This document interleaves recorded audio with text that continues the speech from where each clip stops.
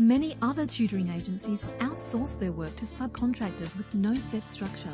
Top-of-the-class tutors, however, are employed and trained by our company, which is fully accredited by the Australian Tutoring Association. All our tutors have passed our strictest selection criteria and have been trained to use the most sophisticated learning psychology strategies. Our guidelines are specifically designed to help young learners maximise their true potential for academic success. Our aim is not just to produce learning during each tutoring session, but to train, strengthen and expand your child's learning capacity so that they take in more during school time as well. The way that most tutors out there work is like this. Basically, 1 hour lesson equals 1 hour's worth of learning. And that is simply inefficient. The reason is because throughout the school week, there might be about 25 hours of classroom teaching time. But how much of that actually equates to real learning time depends on the student's learning capacity. Now, realistically, most students only pick up maybe 50%, give or take, of what they're actually taught. So that 25 hours of classroom teaching, it might only equate to maybe 12, maybe 15 hours of actual learning time. Now, when it comes to tutoring, look, an extra 1 to 2 hours per week outside of school will, of course, it'll make a bit of an impact. But here's the best approach. Now, imagine that you had a really expensive performance car with a clogged engine. So your car would be very important to you, of course. So you would expect a competent mechanic to fine-tune the engine so that you get maximum efficiency and performance out of every single mile that you drive, from the time that you take it from the workshop until the time that you come back for the next tune-up. Well, likewise, what our tutors are trained to do is to turn that 1 to 2 hours a week into a fine-tuning session, I suppose you could say, for the child's learning skills. So that now they actually start to soak up more learning during every lesson throughout the school week as well.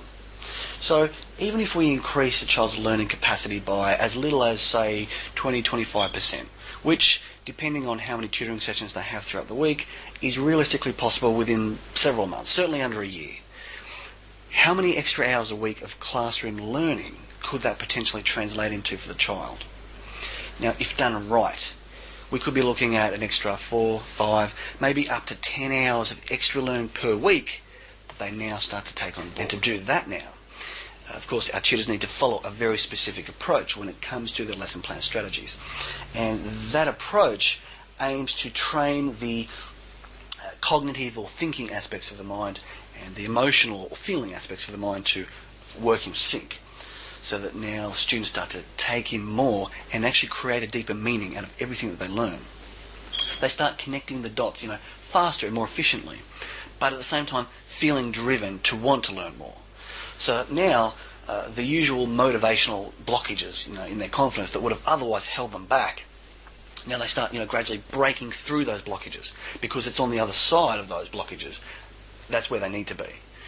And we know now that when we're in a state of mind where we're feeling confident and enthusiastic about what we're doing, the chemistry of the brain actually starts to shift.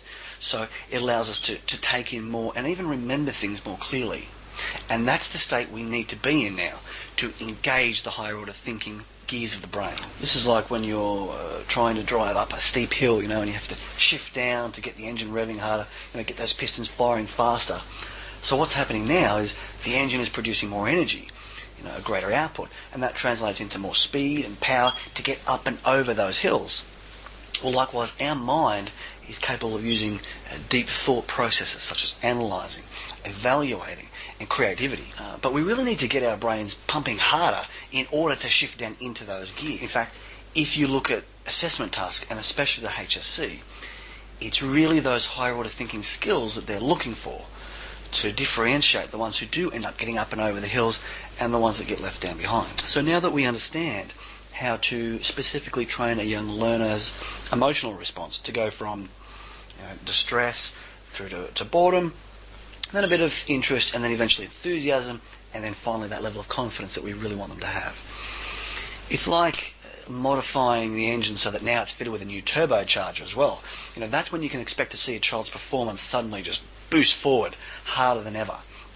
It's where we see students who previously were struggling to keep up, now they suddenly start making up that lost ground. They start making progress faster than they ever even realised that they could.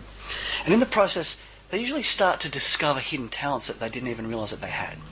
They start to even notice themselves feeling a certain passion, for things that they didn't even realise that they liked. So that's how we take whatever level that they were performing at and really, boost their abilities so that whatever they thought their limits were, now they start soaring above and beyond that, and they just keep looking forward.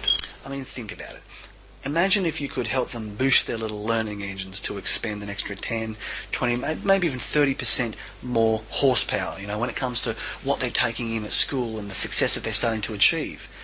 When you start to see that happening, you begin to see their confidence and their enthusiasm really starting to shine. That's the thing that parents start to notice the most.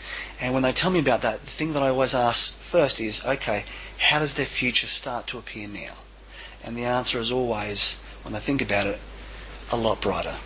And as parents, look, it's natural to worry about your kid's future. It's inherent, it's instinctive. We can't help that. But before I mentioned the analogy of the expensive performance vehicle that you really want to take care of and look after.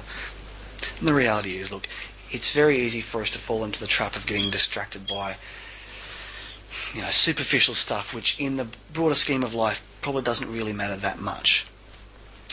But I think as a parent, deep down, what we want most is to know that if we can secure a bright and successful future for our kids, that's the most important thing.